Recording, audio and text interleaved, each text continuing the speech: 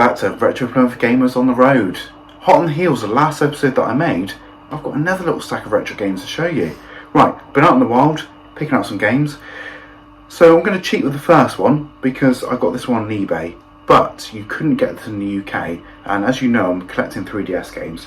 This one here is Funfair Party Games, released in 2013, so I had to import this, and this was only £4.40 including free shipping, which is actually ridiculously cheap. Now looking at this game here, there's not much to go on, but if you're a 3DS collector and you're getting PAL games, you need to add this to your collection. So on the inside of this, I'm quite pleased with the fact it's got the VIP code, it's got the booklet, we've got a cartridge there as well, obviously needed to play it.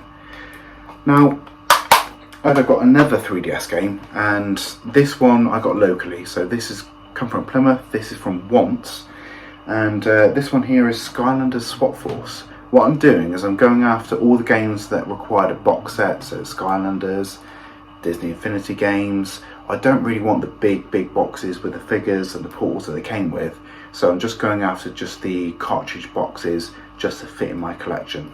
You know, space at a premium, isn't it? So this one here is actually quite complete, obviously apart from the portal and figures. You've got your VIP code, you've got a booklet in there, and you've also got a cartridge.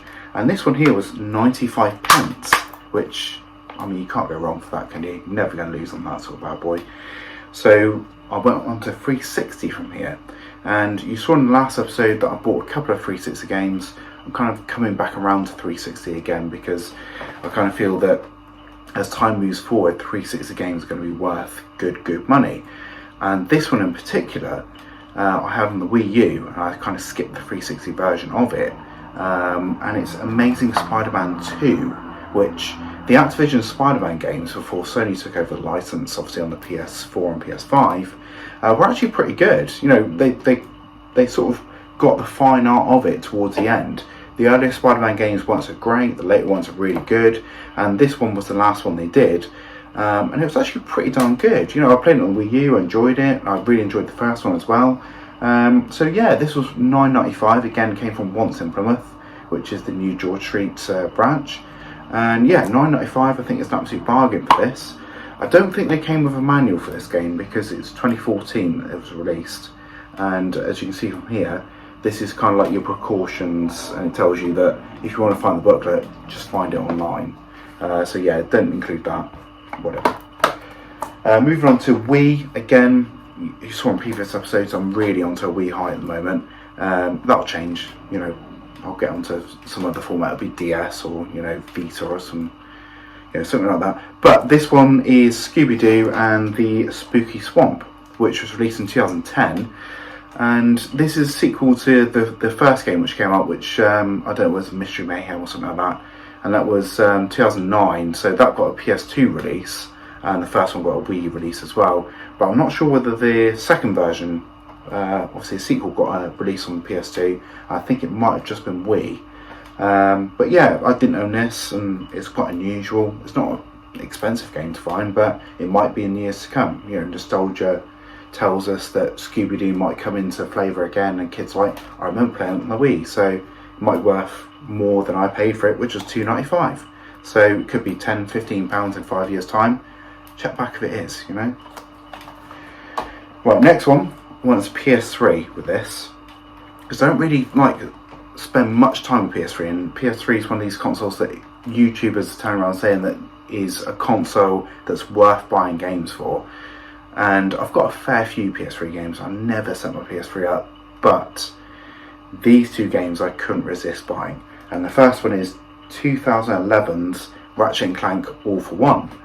Now, you had two Ratchet & Clank games that came out previously, and they were like 2007, 2008, and then they sort of stopped making them for a little while, and then 2011, 2012, sort of the end of the PS3's life cycle, they're like, right, let's release a couple more. And yeah, these were the games that came out after this. So yeah, All for One was 2011, and honestly, even when I was working in video game retail, I didn't see this very often. So I thought, you know, for the price it was, $7.95, it's got to be worth a try. Comes complete with the booklet in there as well, so I was quite pleased to get that. Add it to my collection. I'm sort of collecting Sony games for the PS3. They're the ones to go for first, and then sort of move on to the third party stuff. So I got that one, happy with that.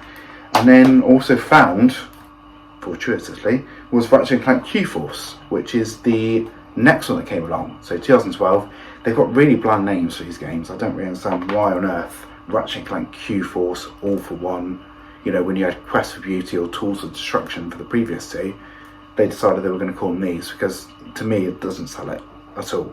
But yeah, there you go, 2012, this one came out. Yeah, never played it, gonna give it a try, hoping my son might like it, so yeah, he'll give it a try as well.